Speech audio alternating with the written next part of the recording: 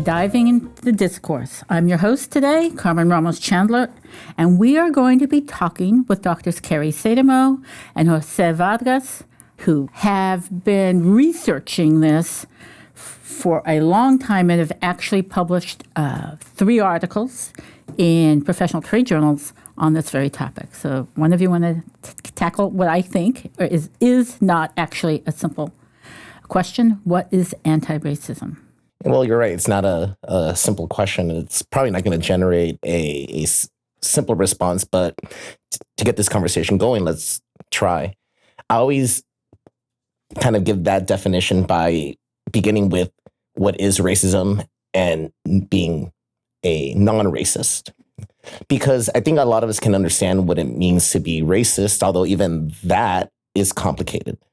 There are different types of racism, from being very overt to being covert to what I think a lot of people are, which is race disconscious. And we can probably talk about that later.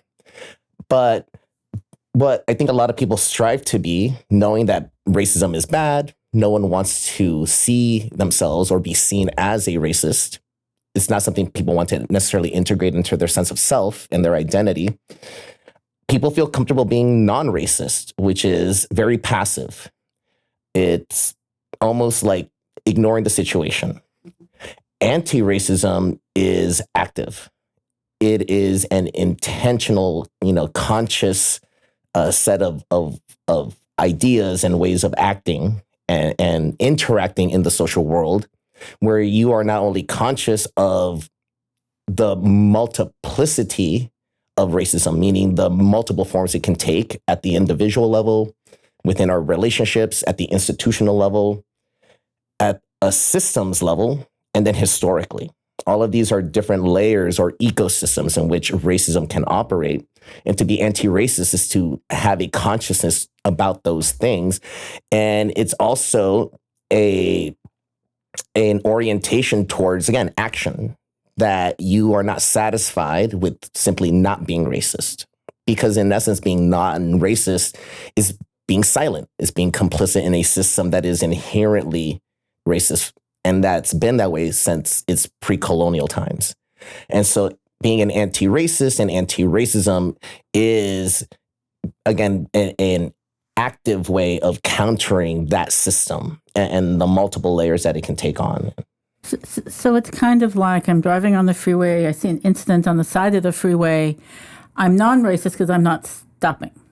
I see it, I'm going, it doesn't affect me, I don't know what I can do about it, so I'm just going to keep going. Accidents happen. Exactly. It's just the way things are. That's the way society is. There's no need to change laws about seatbelts or speed limits, right? Because people are just going to get into accidents. So why even try to change? The anti-racist is the one who sees that there is a problem and invests themselves and tries to advocate to make the change. Exactly. Seatbelts or whatever. In part because you see the context of the situation. I see someone on the side of the road, and I don't just see that person. I see the situation. I see the history. I see the systems that may or may not come to that person's aid. And so, in a way, with that metaphor, I feel like a big part of anti-racism is, and especially in what we're doing, being aware of ideas and information outside of our comfort zone. Because especially as a white person doing this work, it's really the historical context, the systems that seem completely invisible. And if we are white, we could stay in that comfort zone our entire life and never become anti-racist. And always, as Josie points out, there's this good-bad binary. I'm not racist, and because I'm not being confronted about it, and because I can live and see myself everywhere I go, I can see my ideas everywhere I go, I can live in that context. And part of it is very painfully becoming aware of how just brutal and violent the history of our country is and how uniquely racist we are in this country. And I think that, that metaphor of acting or not acting involves a lot of deconstructing what we already have been taught our entire lives. And so when I talk about being anti-racist to other people, to me, as a white person, it involves unraveling so much of what I thought, what I did when I was younger. And in this job at CSUN, I've had a lot of opportunities to act that out, and it's been really wonderful. But that person on the side of the road, they're there. The context in that person is critical. I'm going to take us to contemporary right now. There are thousands of people across this country, across the world, who, in most instances, share a certain skin pigment, and they will insist, well, that happened 100 years ago. It's irrelevant today. Why is confronting the idea of anti-racism relevant? Because, hey, there aren't slaves anymore, so what in America? So why do I care anymore? It depends on which kind of angle you want to look at that. For right now, I guess I'll talk about it maybe from the legal angle, which is understanding the fact that racism is a social structure that is embedded in our society because of the backing of law enforcement and the legal system.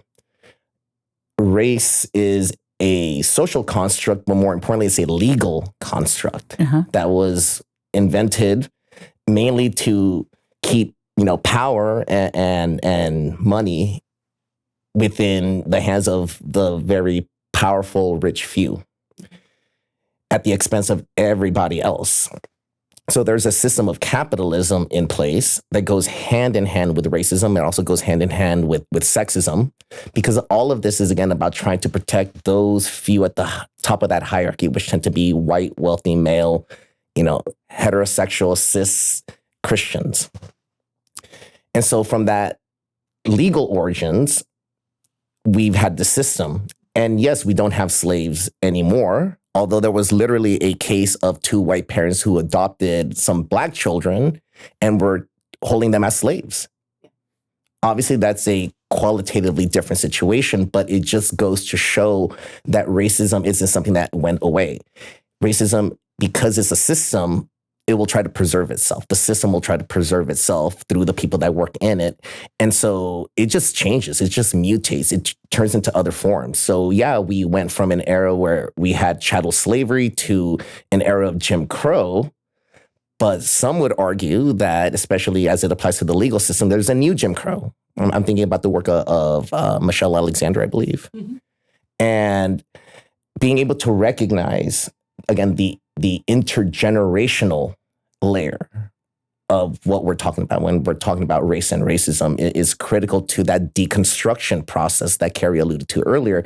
Deconstruction being that phase in your critical consciousness development where you are becoming aware of some of these concepts, these ideas, these histories that we're talking about, but then you turn it inward and you actually try to locate yourself within that socio-history and those politics and that legal system and that educational system. And you begin to see how all of these systems have been affected by racism because of the role of law and policy. Why, as a white person, should someone care? Why would they care? They benefit. White people benefit from equality as much as anyone else, because when we think about universities as part of developing an ideal society, what we want as an ideal society is for everyone to become their best. And when everyone becomes their best, we are all better. And as simple as that sounds, if we all do better, we all do better. Paul Wellstone. And I really strongly believe that there's many arguments. White people benefit from being outside of this narrow worldview that we can live in, to understand that there are many ways of understanding the world, of understanding interpersonal relationships. I think Therefore I Am is is not the only way to be. And I think white people are really limited by the way that we think about things. And to be perfectly honest, part of what's difficult about deconstruction is really realizing how mean-spirited it is to be a white person living in your comfort zone. Let's talk a little about deconstruction and what you mean about it, and also deconsciousness that you talked about it, right? Let's talk a little bit. Because I think going from being non-racist, which is something we've asked, that we as a society, in theory, most Americans, I'm going to limit it to our country at the moment, given the experiences of Jim Crow and the civil rights movement of the 50s and 60s and the violence, the outright violence that confronted those who were advocating for others, that they encountered, a lot of people were shamed and realized it was wrong. I'm cynical today. I do not think the country moved out of the goodness of its heart. I think there had to be some motivation, because if it was the goodness of the heart, it would never exist in the first place. There had to be some impetus to get people to recognize that the Jim Crow laws, the segregation, the outright discrimination was wrong. There had to be somebody to hold up the mirror and say, this is wrong. That made me possible to be a non-racist. I'm not calling you an N-word, or I'm not calling you the B-word, or whatever the words are that people called Latinos and blacks and Asians. We don't say those words anymore. Yeah, now we say things like DEI and woke. Yeah. But in essence, it's code for the same thing. Exactly. But that's a new acceptable word. But it's easier, and I'm not going to... Well, that's not true. We have lawsuits right now, but in theory, I'm not going to blatantly deny you rental of an apartment because based on the color of your skin, in theory. We have laws that say that's wrong. But to move to being the next step, it's got to be hard. How? Well, you just kind of hit something, right? We keep coming back to this theme about the law. Yeah.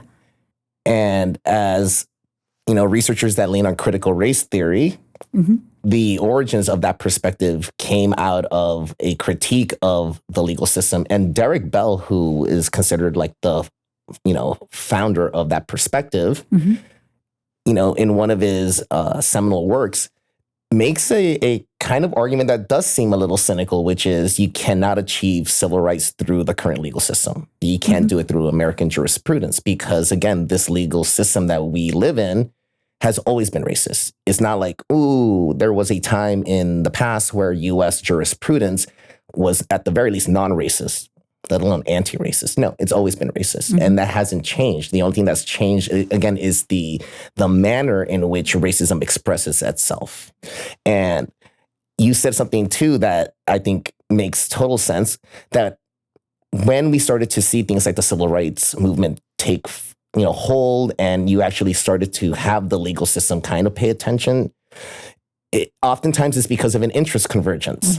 That it's in the interest of those in power to kind of give minorities some rights. We'll give you some crumbs because at this moment there's an imperative that's not something that's, trying to actually care about these individuals as human beings to give them full dignity.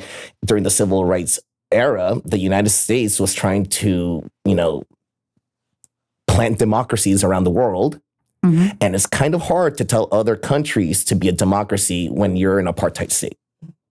And that's the thing. America has never, ever reconciled the fact that for 50 years after the Civil War, it was an apartheid state. And that's in essence what Jim Crow is. And so people don't make these changes out of the goodness of their heart. And as a result of that interest convergence that happened a few decades ago, it did set the stage for this new form of racism, which is a little more covert, and that allows for race disconsciousness. And what do I mean by race disconsciousness? So racism, again, is that overt expression of hatred, like calling someone the N-word at the individual level, but then at a systemic level, something like an apartheid system. Yeah. A 2-tiered, 3-tiered system where you know your place. Well, that term, knowing your place, kind of Apartheid means apartness. And it means that you need to know where you belong in that hierarchy. And you don't go up here. It's a caste system. It's another caste system. It's exactly what it is. We think we're a class system, and that's one of those myths that people need to deconstruct. But when you're race disconscious, it's not that you're overtly racist. It's that you are unaware of, again, the multiple ways that racism can manifest at that individual level, at that interpersonal level, institutionally, systemically, and intergenerationally. And so what do we kind of see among individuals who have, a race disconscious orientation? I'm basing this off of some of the research by Saetermoe, which appears in our article on the anti-racist educator's journey. And what Saetermoe did, she did a qualitative study based off of the work of Joyce E. King, who coined the term disconscious racism to, again, refer to not an overt type of racism or even a covert type where you're doing coded language. It's, again, that you don't realize that you and the society you live in is still engaging in what amounts to race and racism.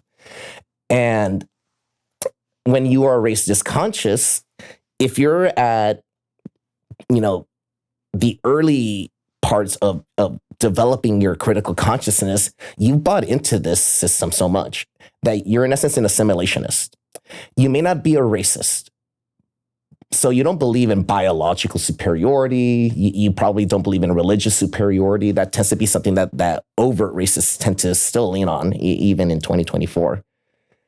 But what you tend to see among these folks is, but why can't they just assimilate to our culture? The implication being that our culture is better. Mm-hmm. If you can get past assimilationism, though, you still have another issue. We're a highly individualist country. So you're not going to see this problem as something that is interpersonal, systemic, institutional, historical. You're going to reduce something that is ultimately structural into an individual problem. So why don't they work hard enough? Exactly. Why don't they just pick themselves up from their bootstraps if they just learned English, which goes back to that assimilationism. So you tend to see these two kind of dominant ideologies at play among people who are race disconscious. And when you speak that way, it does sound almost benign. Mm-hmm. Like, I'm trying to help you, which again is a little bit of that white paternalism and that white saviorism. I don't need your help. What I need is for you to help me change the system. I don't need you to give me a handout. What I need for you is to be a partner with me to remove the obstacles that allow me to succeed. Yeah. And then you have that issue of the definition of success, which is different. And how do you address that? The ideal of success being monetary, whereas success may not necessarily lie monetarily. Right, and that comes from having that narrow view of what is valued and what is valuable in life. Absolutely. Because I think a lot of people of color often go into, and women often go into what one would call a service industry or a service career, depending on what it is. That's not where the money lies. And therefore you did it to yourself, and you've kept yourself in the pink, brown, black, yellow, whatever color you want to use, ghetto, because you didn't go to become an investment banker. Not that the investment banker club would have let you in, but you made choices that was your fault. Therefore, you don't have the generational wealth because you weren't smart enough to X, Y, Z. Mm-hmm. I think that's part of the problem too. And I would argue that there are racial ethnic minorities that buy into this. Mm-hmm. Oh, yeah. I think Carrie probably feels comfortable speaking for the dominant group, but I feel comfortable speaking about both. And the level of anti-Blackness that exists in Latino culture, in Asian cultures, in Middle Eastern cultures is ridiculous. That anti-Blackness is global. Yeah. So I'm not going to kind of give us a pass either in that regard. And especially in the US, that push to assimilate. You're assimilating to a particular model, which is white and rich. And so I think there is a mentality among many Americans that they're just temporarily displaced millionaires. And if I just keep going with the flow, if I don't buckle the system, I'm going to be a Kardashian someday. Yeah. As if I don't know who the hell wants to be that. But I think, again, that's the mentality. And, I forget who said this, but I like the expression that, American is not a nationality. It's a mentality. And it's a mentality that is colonialist, that is racist, that is capitalist, that is misogynist. And that's the way it's always been. But to hear that kind of challenges your memories, especially if you grew up in this country and you went to the 4th of July celebrations and you saw the fireworks, and there have been some amazing things that this country has done. But it goes back to, again, this conscious mindset that you don't realize that some of the things that we define as successes are crumbs that those in power give you to keep you satisfied. So you don't buckle the system. Can I ask you, why as educators, your 3 papers have focused on what educators can do to become anti-racist? Why is it so important for educators to adopt or consider adopting this approach? If we consider ourselves the source of the future, especially at a teaching institution like ours, where we have so much promise and so much brilliance around us. Education could be the locus of social change. Were we allowed to do that? And one of our most recent articles really asks administrators to take a look at what it is that they could do alongside of faculty. So yes, we write about what faculty members can do, what students can do, but it's really the locus of power at many institutions is in administration. And so administrators themselves need to be race conscious, but also look deeply at the policies, the existing policies, and look at the systems and where students get hung up and where cultural taxation of our faculty takes place. And so what we're asking administrators to do in a way is look at the mismatch between what we currently do, which was built as, CSUN was built as a predominantly white institution, what has changed in our student body, in our society, needs to be reflected in our systems, in our policies, in each department. And one idea, for example, is where do you find in retention, tenure, and promotion any value in mentoring students? And really what Josie and I have been writing about for quite a while is the acknowledgement that the power of university to change students' lives and to really change the course of society. We really have to understand the potential power of higher education. So administrators, faculty, students, when we start to really interrogate our history and to not just accept the textbooks the way they are, not just to accept the names of classes. You know, we really had a big revolution on our campus because we were not going to give up the right to see ourselves in history and to see the value of our students. And so higher ed has the capacity to benefit from our students through acknowledging their community cultural wealth. And one of the things that happened to me when I came here from Detroit and Michigan was, wow, Latino students, this is something really different for me. And I think higher education needs to listen to our students and what they offer and their perspectives. Because again, I think even though an institution is not an individual, institutions themselves we started out as a very narrow, focused institution on a certain number of students in the Valley, and now we serve students from all over and students who are much more diverse.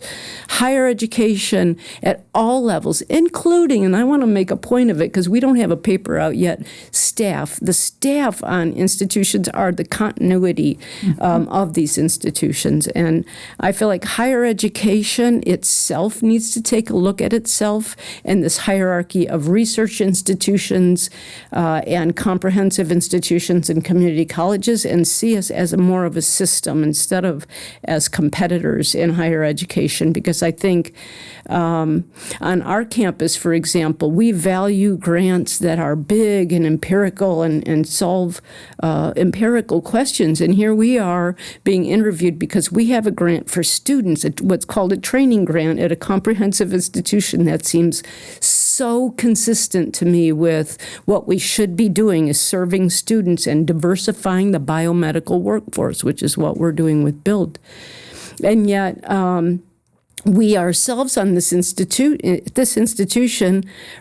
have this disease of academic capitalism, where we say, well, if you bring in a bigger amount of money to the institution, we will value that more.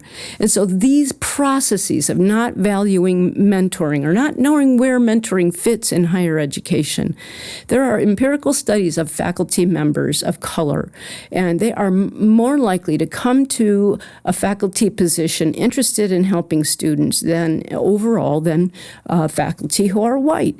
They come here wanting to help students. They experience cultural taxation by being invited to every committee, every panel. The students are lined up outside their door. And where do publications come in? Where does my own retention, tenure, promotion profile come in there?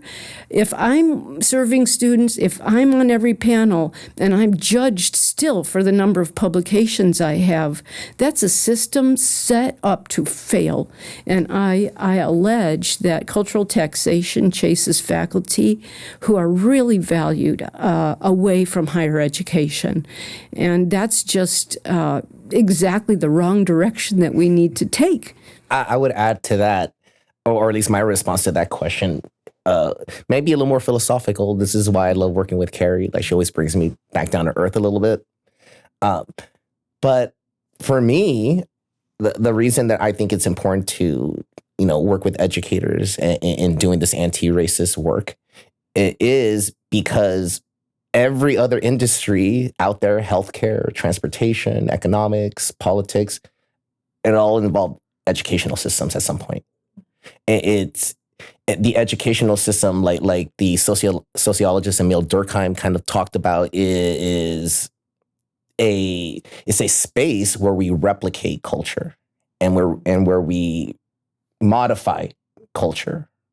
The same dynamics that play out in those academic spaces are microcosms in many ways of what's happening in the broader world.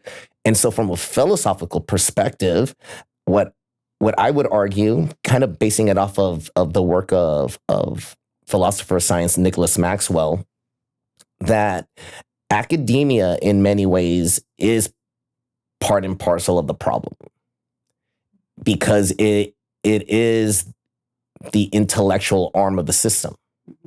And that system in the United States is militaristic, it's nationalist, and it's capitalist.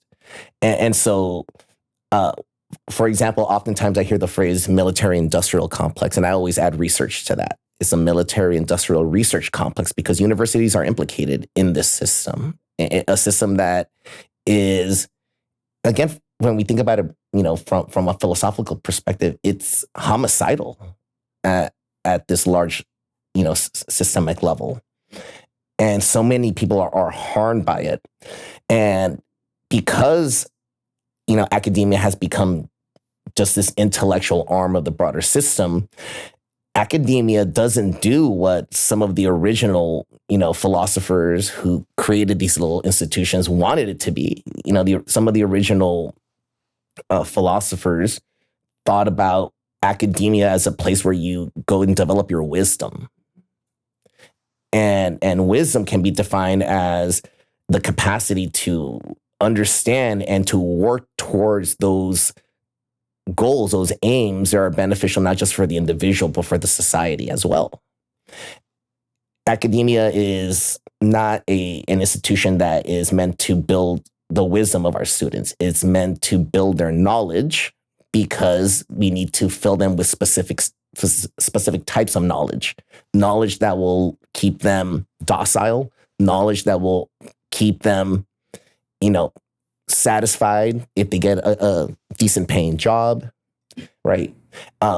In other words, create the next generation of workers. And exactly, to fill the vacancy in the workforce. Yeah. Not to create wise individuals who can go out there and do wonderful things for their communities.